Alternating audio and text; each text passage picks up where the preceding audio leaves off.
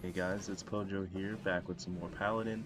Welcome to the video. I just wanted to put together a showcase that was a bit more digestible than the deep dive Paladin video that I released. So I do want to jump into the talents. And first, it's going to be talking about the 11-13-27. This is going to be the Sanctity Twisting build, and this is going to be doing a majority in the Retribution tree. You're going to be going all the way down to Sanctity Aura and Vengeance for the 16% base damage, um, while also taking your Threat modifier, Hit Talent, and Consecrate. Um, this is going to be the main build that you run probably in 90% of the time, depending on if you can actually find a raid that will support your character. Um, Main thing you're going to be getting from this build is that it's going to have the strongest consecrate. Again, you're going to have that 16% base damage affecting all of your holy abilities. So you will be an AoE powerhouse. Your off-tanking threat is also very, very strong because the vengeance procs are off of your own character's successful crits.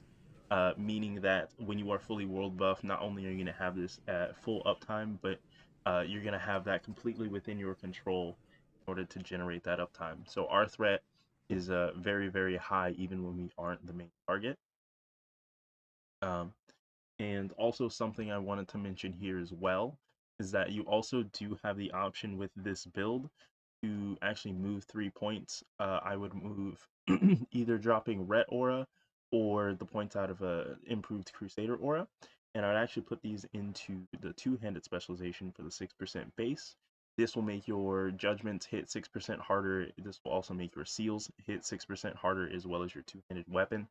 I do carry a threat weapon around, but what this lets you do is that you can actually have you can use like a crowd pummeler for your paladin attack power trinket from BWL and a two-hander, and you can actually hit extremely fast and that to twist and build a ton of threat, very similar to a Fury Pot Warrior dual wielding, um, which is an option that you have in both specs, but with the 11-13-27, that is something that you can lean into whenever you want just a really strong opener, or if you need to generate a really strong threat trailing as the off tank, you can actually just switch to your two hand.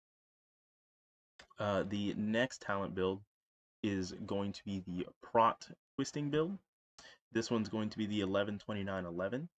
The biggest difference between Deep Prot and this build is that you have the ability to Seal Twist with Seal of Command, um, while also taking Reckoning and one-handed specialization, which is going to boost your seals and judgment damage very similar to like two-handed specialization will.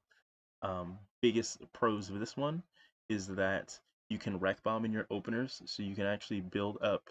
So Reckoning, whenever you're critically struck, is going to give you an extra swing attack on your next attack. So if you are actively attacking, it's just going to instantly finish your swing.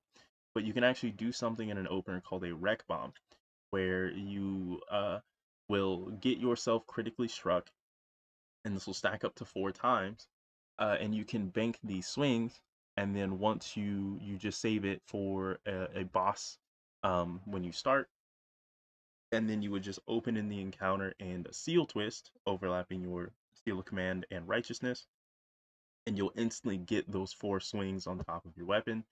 Um, and if you get really lucky with procs, you can just unleash some insane, insane, insane opening threat.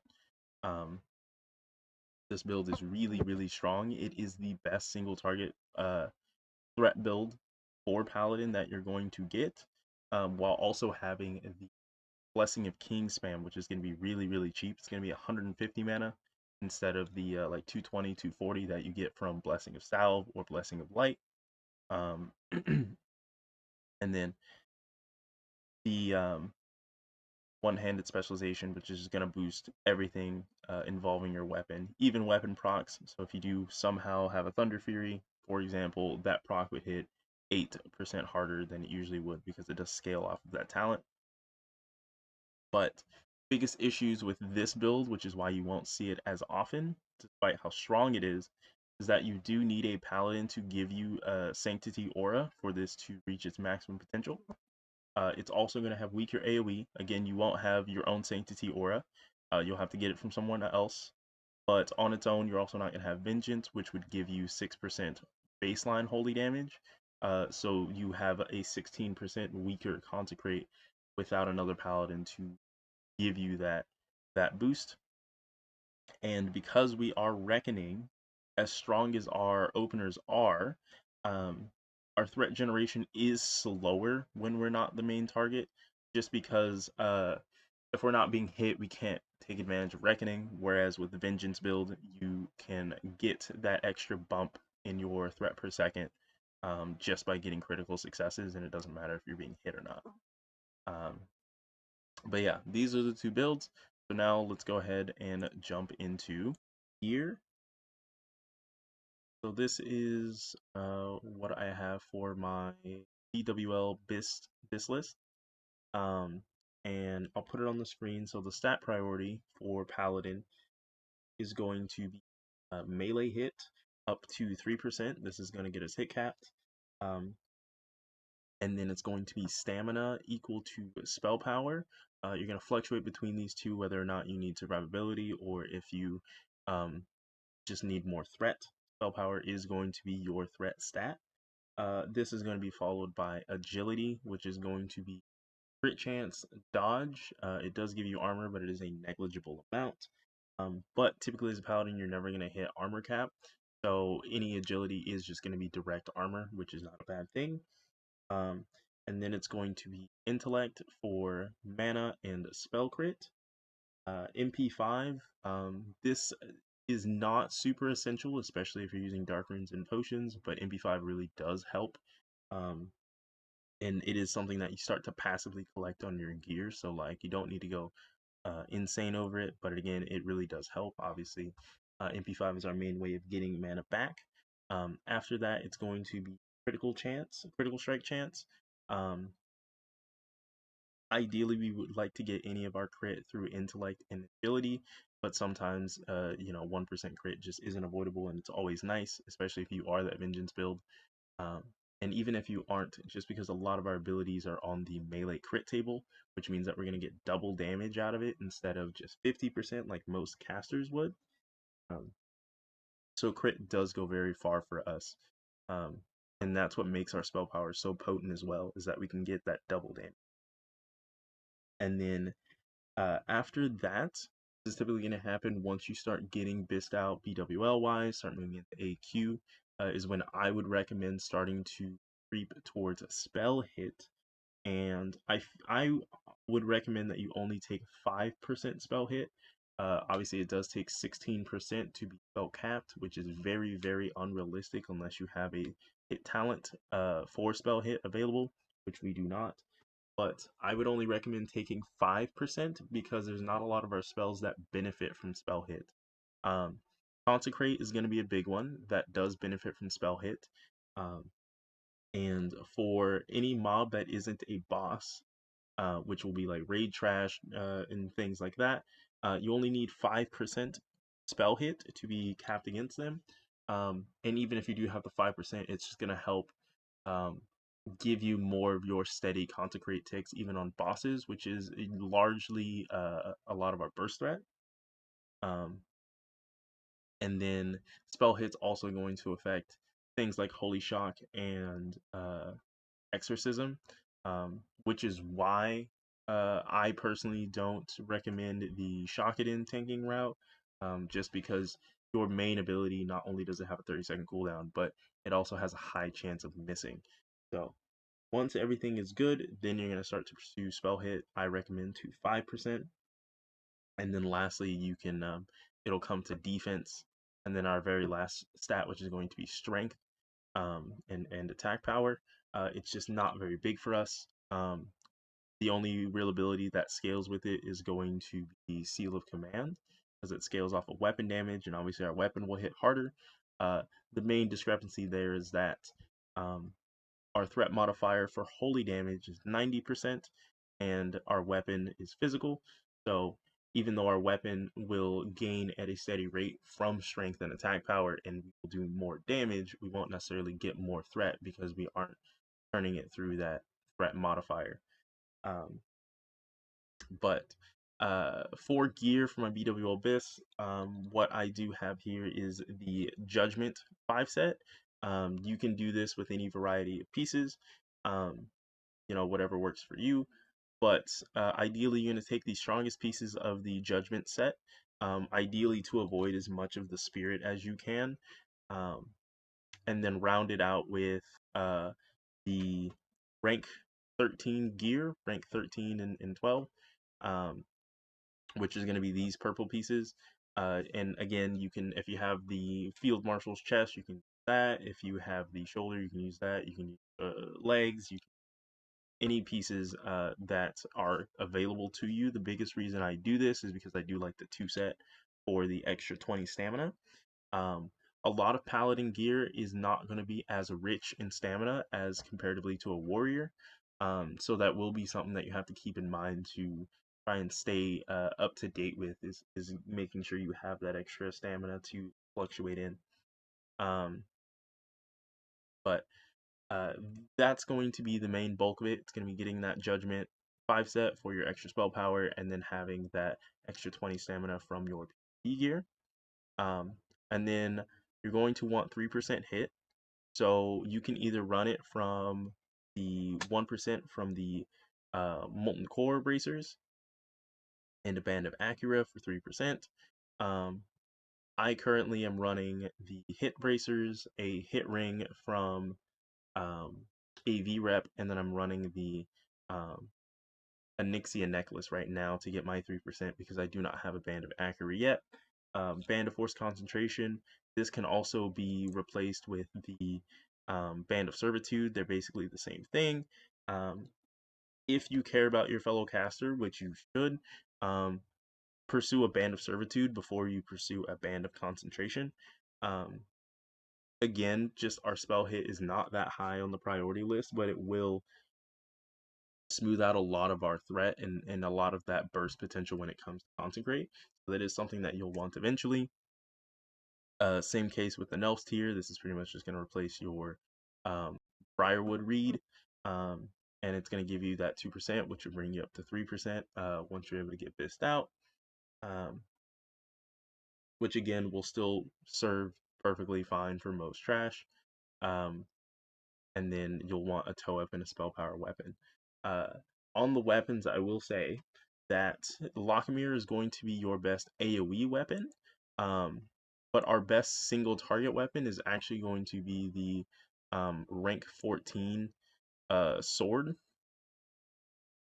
The slow one, the what is it? The 2.9 swing speed, I believe it is. Wherever it is in that list, I don't know. But the slower the weapon, you want as slow as a weapon as possible. This is going to increase the frequency that you will get Seal of Command procs.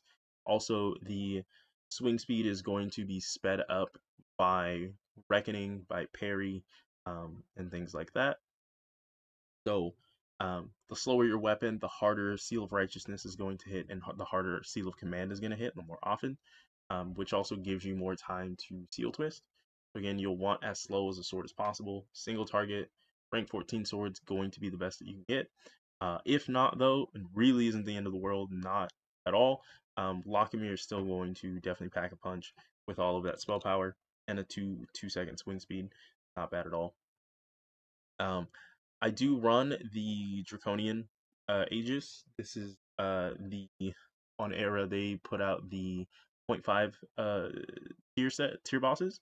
And this shield just has 20 spell power on it, which is really nice for just having extra threat. If you don't care for that though, or you want more stamina, go for the reinforced bulwark. This is going to give you a lot of stamina. It's going to give you some good block value. Nothing wrong with that.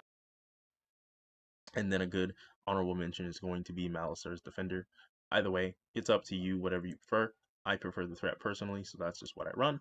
And then for Librams, you are going to run the Libram of Hope. You're never going to take this off. This just makes your seals cheaper to where you can seal twist indefinitely. So there's never going to be a better seal. This is the only one that you want for the entire game, and just run that.